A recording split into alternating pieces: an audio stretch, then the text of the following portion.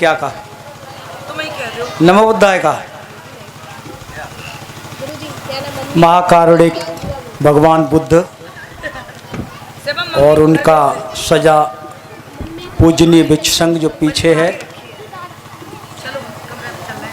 हमारी माँ बहनें भाई पिता तुल्य लोग बच्चे, और सबसे महत्वपूर्ण आज के इस मंडप में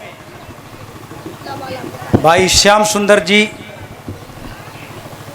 जिस दिन से बौद्ध धर्म में हमने जन्म लिया उसी दिन से भाई श्याम सुंदर जी ने भी, हम दोनों ने एक साथ ही बौद्ध धर्म में जन्म लिया। श्याम सुंदर जी कितने साल हो रहे हैं आपको पता नहीं हो? 40 साल। 40 साल के लगभग हो गए। 40 साल का सफर है श्याम सुंदर जी का। ये पहले, हमें तो लगता है कि बौद्ध गायकों में ये पहले गायक हैं, इन्होंने इतने बड़ा मूवमेंट खड़ा कर दिया। इसके साथ साथ राजेश्वरी बहन,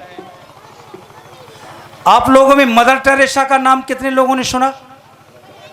मदर टेरेसा का नाम कितने सुना? हाथ उठाओ। फोटो कितने लोगों ने देखा? हाथ उठाओ। फोटो मदर टेरेसा का, नहीं तो गूगल में देखना। मदर टेरेसा कितनी सुंदर थी। जब भारत में वो आई थी 19 वर्ष की अवस्था में, तो भारत की कोई भी हीरोइन इतनी सुंदर नहीं थी जितनी सुंदर मदर टेरेसा थी। और उस मदर टेरेसा ने कलकत्ता में रह करके झुग्गी झोपड़ी गलियों में घूमने वाले बच्चों को उठा उठा करके अपने आश्रम में रखा, उनकी पढ़ाई लिखाई करा करके पूरे विश्व को एक मिशन दे दिया। ठीक वैसे ही राजेश्वरी जी जब आई इस मिशन में, तो राजेश्वरी जी हैं कि गई? कितनी उम्र थी आपकी जब मिशन में जुड़ी? 18 साल की। कंपैरिजन करिए, मैंने एक रात में अध्ययन कर रहा था। 18 साल की मदर टेरेसा थी कि वो अपनी यूगोस्लाविया को छोड़ करके भारत में आई थी और बच्चों के लिए लग गई थी, और वो सफल हुई आज पूरी दुनिया। ठीक ऐसे ही 18 साल की अवस्था में बहन राजेश्वरी ने घर छोड़ करके मिशन को थाम लिया, और 18 साल की अवस्था में आकर के आज कितनी उम्र है? 20 साल हो गए इनको, और 20 साल में एक मिशन खड़ा कर दिया। राजेश्वरी को नहीं लगता था कि मेरा भी हस्बैंड हो, बच्चे हों, घर हो, एक बहुत सुंदर गाड़ी हो, मेरा भी अपना कोई एक जवाना हो। राजेश्वरी जी कुरूप हैं क्या? बहुत सुंदर हैं, ऐसा नहीं है। ज्ञान नहीं है क्या? बहुत ज्ञान है। पढ़ी लिखी नहीं क्या? पढ़ी लिखी भी है। फिर उन्होंने वो रास्ता क्यों चुना? वो रास्ता क्यों नहीं चुना? इनकी बात छोड़ दीजिए, आगे बढ़िए। सिद्धार्थ गौतम कौन थे? सिद्धार्थ गौतम राजकुमार थे। राजकुमार थे।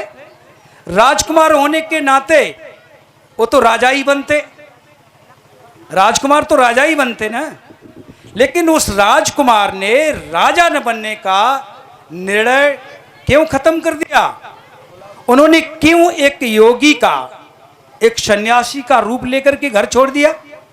क्या उनके पास क्या नहीं था? घर थे, रानी थी, बेटा थे, राजमहल थे, राजवैभव था। सारा कुछ होने के बाद भी क्या चुनाव था उस सिद्धार्थ गौतम बुद्ध का? अब कल्पना करिए कि सिद्धार्थ गौतम ने वो रास्ता न चुना होता, वो बुद्ध न हुए होते, तो हम लोग आज ये संवाद कर रहे होते? हम लोग ये संवाद कर रहे होते? नहीं। कल्पना करिए कि सिद्धार्थ गौतम ने अपना सुख वैभव छोड़ करके सन्यासी का जीवन का धारण ना किया होता, तो दुनिया में Korea, Cambodia, Vietnam, Thailand, America, Europe जैसे देश सिद्धार्थ गौतम की शिक्षाओं पर चल रहे होते क्या? भले ही वो चक्रवर्ती सम्राट हो जाते, लेकिन उनकी शिक्षाएं नहीं होती। उनकी शिक्षाएं इसलिए है कि वो बुद्ध हो गए, और बुद्ध होने के बाद दूसरा बुद्ध कोई अभी नहीं हुआ है जो बुद्ध जैसी शिक्षा दिया होता। लोगों ने भगवान बुद्ध को किन किन नामों से नवाज दिया। कहा कि लाइट ऑफ एशिया, एशिया का प्रबुद्ध कहा, एशिया का प्रकाश कहा। ये तो छोटा कर दिया। बुद्ध एशिया के नहीं, बुद्ध तो पूरे वर्ल्ड के बुद्ध हैं।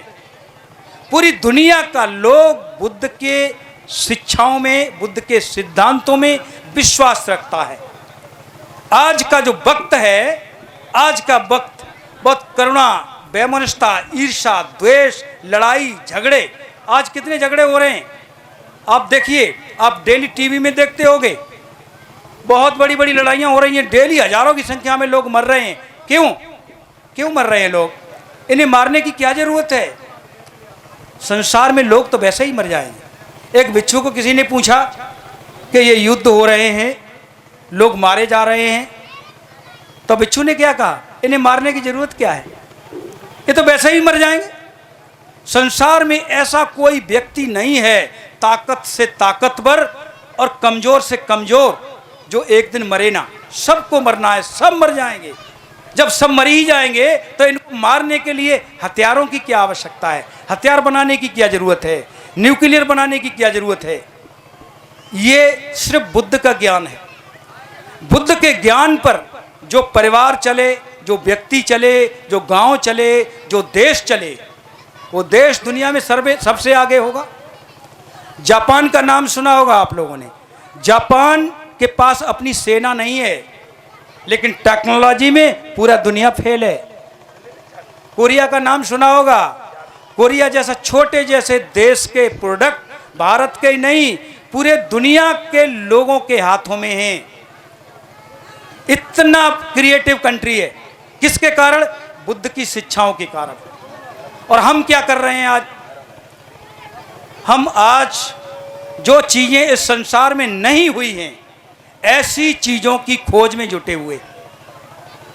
कभी स्नान करने के से, कभी कुछ करने से, कभी कुछ करने से लोगों को शांति, करुणा और मैत्री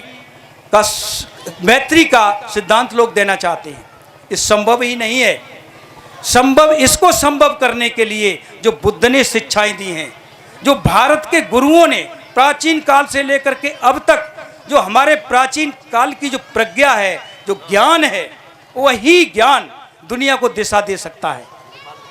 यदि आप चाहते हो कि मेरे घर में सुख और शांति वैभव हो, निश्चित ही आपको उस रास्ते पर चलना होगा जो तथागत बुद्ध ने रास्ता दिया था। पंचशील का एक छोटा सा 5 सूत्र हैं, अभी बहन ने पढ़ाया होगा, सिर्फ भाई श्याम सुंदर जी ने भी बताया होगा कि जिस घर में 5